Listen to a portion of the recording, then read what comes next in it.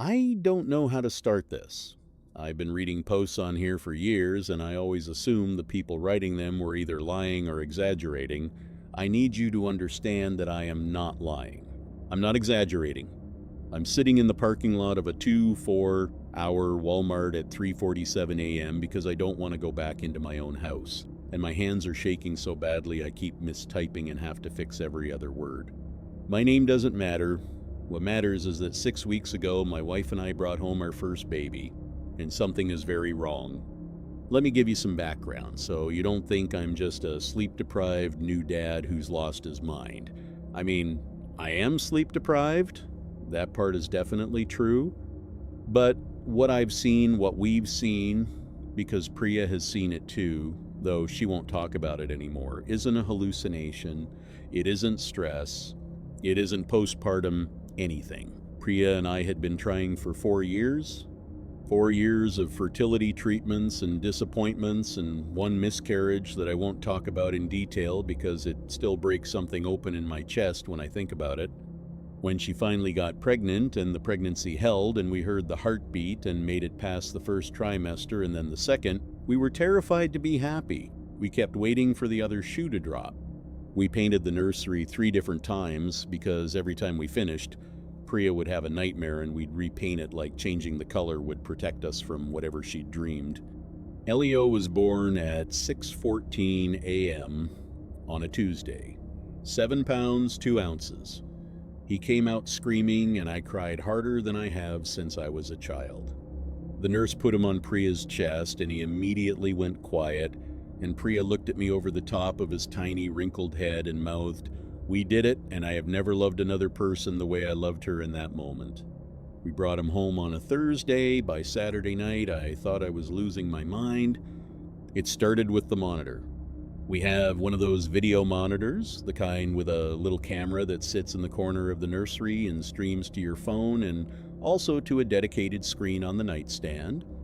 We'd bought an expensive one because we were anxious first-time parents and we wanted to be able to see him, not just hear him. The image quality is good, clear enough that you can see his chest rising and falling, which sounds morbid, but honestly that's exactly what terrified new parents need. Visible proof that the baby is still breathing. Elio's nursery is the second door on the left down the hallway. Our bedroom is at the end. Between us and him, there's a bathroom on the right. It's a small house, a starter home, the kind real estate agents describe as cozy, and the hallway is maybe 30 feet long. When I stand in our bedroom doorway, I can see Elio's door clearly. On Saturday night, Elio woke up at around 2 a.m. for his feeding.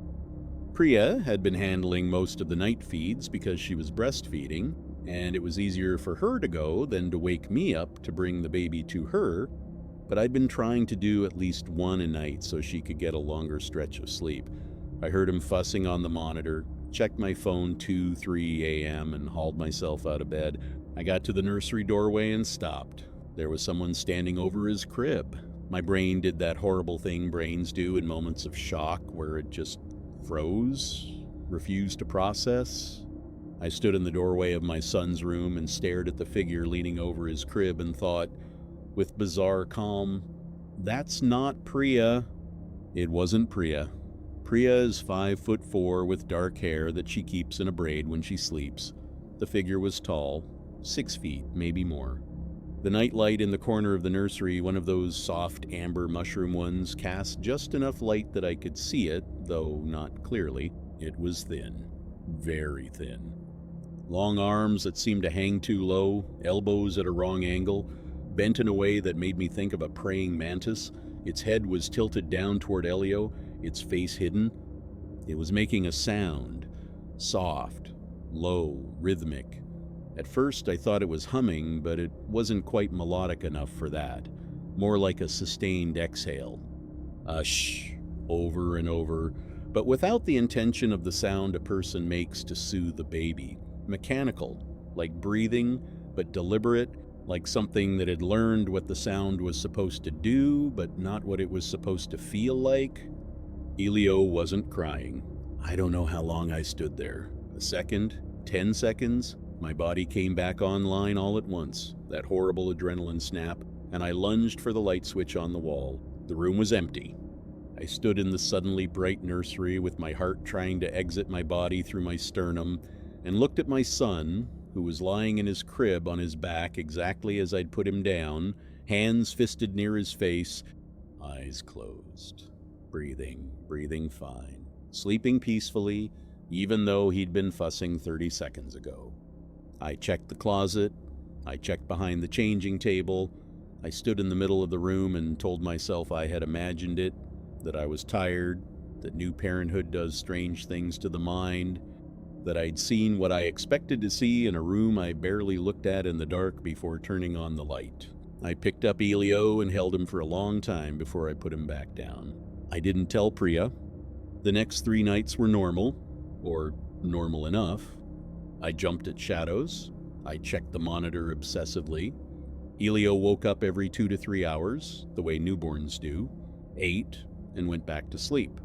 Nothing in his room, nothing in the hallway. I started to convince myself I'd imagined it. Then Wednesday night happened. Priya woke up for the 1 a.m. feed.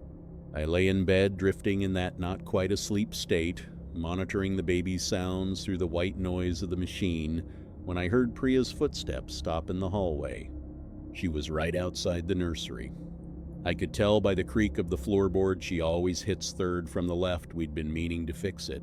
She stopped on that board and didn't move. I waited. 30 seconds. A minute. Elio kept fussing on the monitor. I got up. Priya was standing in the hallway outside the nursery door.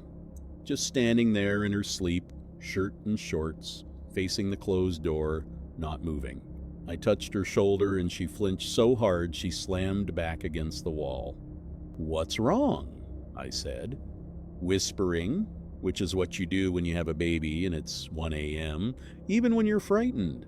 She looked at me with her eyes too wide and her mouth pressed flat and said, just as quietly, "There's someone in there." My stomach dropped into the floor. "What?" "The monitor." She held up her phone. The screen was showing the nursery, amber, nightlight, crib in the corner, Elio's small form. And in the far corner, near the window, mostly lost in shadow, a shape, tall, still. I watched the shape on the screen for 10 seconds, and in that 10 seconds it didn't move, and then I pushed past Priya and opened the nursery door. Empty. Closet, behind the changing table, corner by the window, nothing. Elio on his back in the crib, crying now, hungry, real, warm, perfectly fine. I brought him to Priya in the hallway. She fed him sitting on the floor with her back against the wall so she could see down both directions of the hallway, and neither of us spoke.